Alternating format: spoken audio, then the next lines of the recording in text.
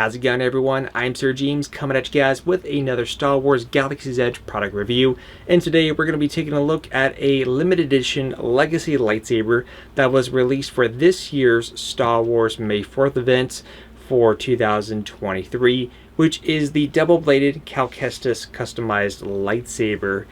This particular one, just so there's no confusion, it is based on Jedi Fallen Order and the variation of the hilt that you get much later into the game. So we're not talking about the double-bladed one where you have the two of the same pommels on both ends. We're talking about two different lightsabers combined, where you have his former master Japal saber, and then you have his current mentor saber, Seer's, combined into one, which is a really cool moment into the game. So just so I can put this box down, let's go ahead and take a quick look of the packaging, which does come in this large wooden crate, which is not a music box for this year's release. It has the slide open top, just like with the Temple Guard releases from the year or year before. I forget which one that one came out. So first off, in the front of the box here, we have in Arabic, "Trust only in the Force," one of the quotes from Jedi Fallen Order. And then here is what the lid looks like on the very top. Pretty neat all the way around. So let's go ahead and put this down, because I don't feel like holding that anymore. Now, as I mentioned, this has got the slide open top, just like that. Nothing on the inside as far as the lid goes, but there is stuff inside the box for sure. Go ahead and place that over here. So first things first is that you are going to have your certificate of authenticity, because this is a numbered limited edition release, which were only 7,500 produced. Now, the original retail pricing of this was $400 plus tax, so you're looking at $425 give or take. But yeah, like I said, these are sold out, so meaning that's the only way to get one is by paying scalper prices, but at least you know what it currently goes for originally. So on here, it says Cal Kestis customized lightsaber hilts, and this one is number 6,742 out of 7,500. So a pretty nice high number, which is pretty neat. A lot of people like the low numbers or high numbers, or try to, get number one or the last one. I just feel like those are kind of like the little grail moments for me personally. But you do get an additional quote on here, which is, "Having a lightsaber isn't what makes you a Jedi. We were peacekeepers. We were betrayed by those we protected, hunted down by the Empire. I might be one of the last of my kind, Cal Kestis."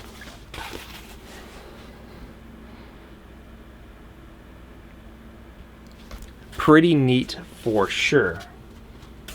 Alright, so now let's go ahead and get to the lightsaber. If you are curious, it does come nicely padded with all that packing material surrounding it, so it doesn't get damaged in transit.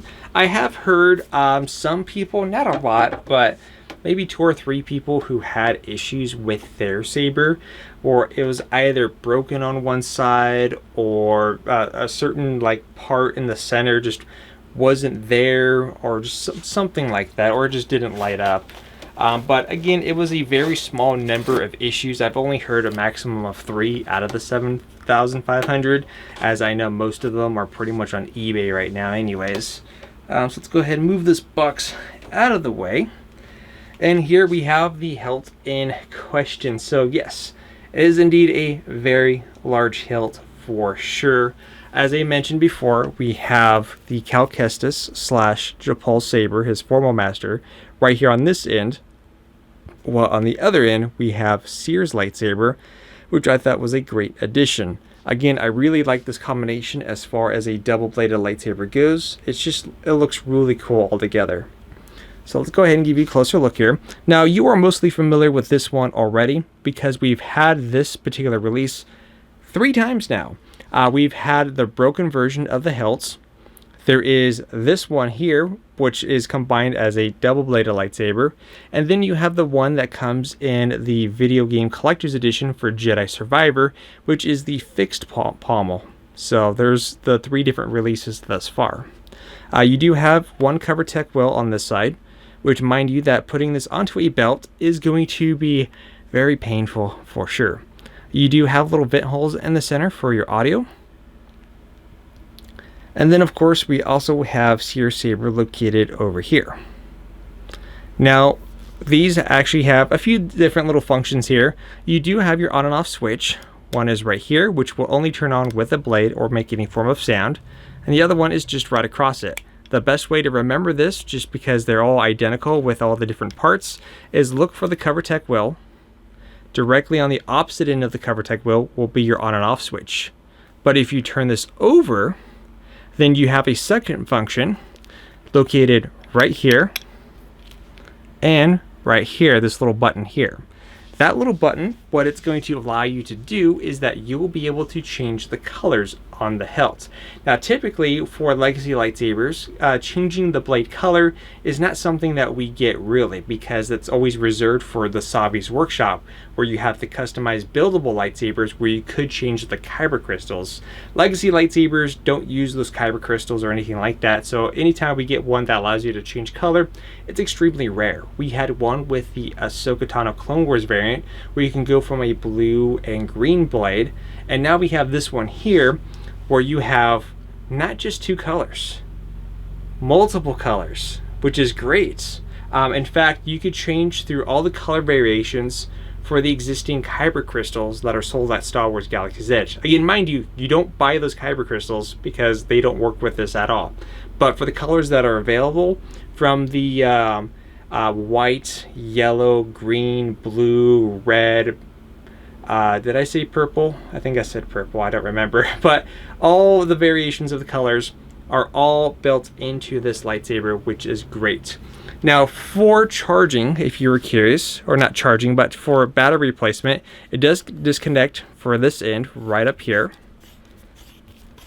Just be careful when you disconnect it, because again, it is on the heavy side.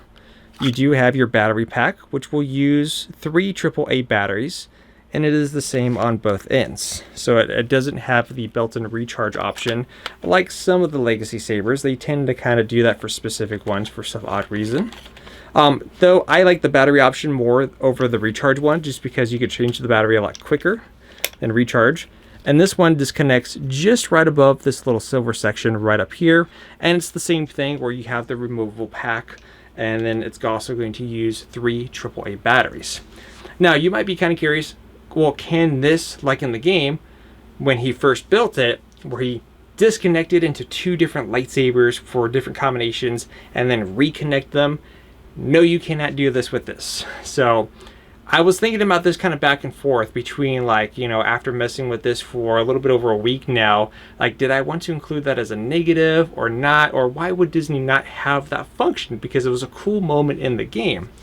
Now, I could see why Disney didn't add any form of quick release mechanisms for this particular hilt for a couple of different reasons. One could be just because the sheer weight of this hilt being so heavy could mess with that particular mechanism and cause a lot of faulty or issues altogether. Or reason number 2, which would be a good enough reason for me personally, is because what if they did add that? But what if, you know, there was a lot of issues because of the weight factor that caused them to be faulty, or someone was swinging this and one of the ends popped off and hits a child while they're in the theme park or something like that, then, you know, that's a potential lawsuit for Disney's end, so I could see them as to why they didn't add that.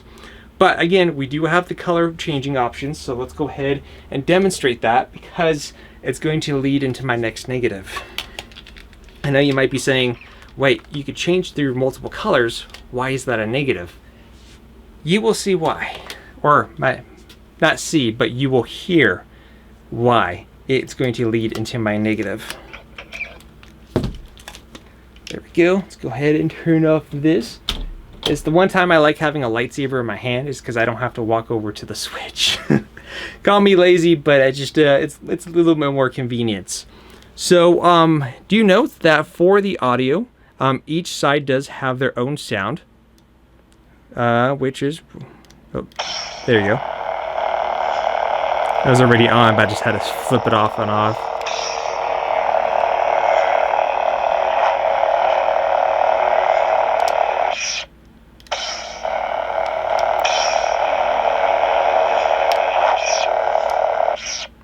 So when it's just one activated,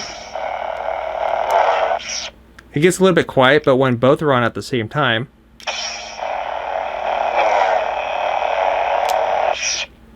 then you do get a nice loud hum. In terms of clashing and all that, you still have all that available. Sorry, we got like a long blade going on right now.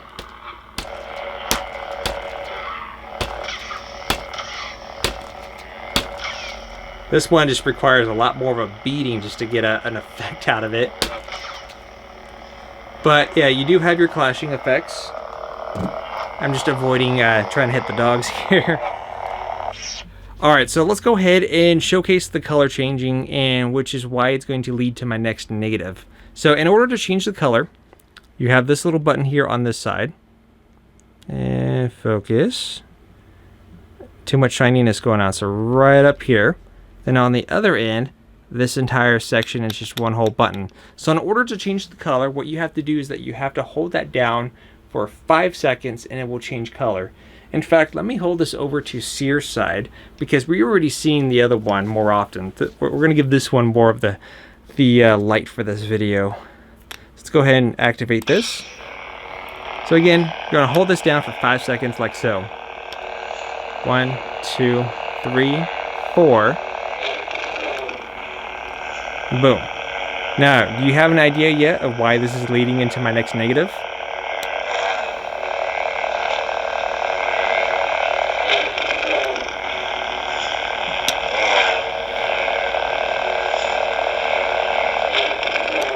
And I'm going to let this cycle through each one. Let's see if you could hear what I'm going to talk about. So this one here is yellow, but it's more of a lime green, to be quite honest, with Disney's yellow. Then you got your white. Back to blue. So if you didn't catch that, here is my next negative. Now, again, it's cool that you can change through all the different colors. Not every color as far as the game goes, because there's some that's missing that the Galaxy's Edge blades just do not produce, because that's not how they were made. But if you notice that every time I switch to a different color, you notice how the sound doesn't change.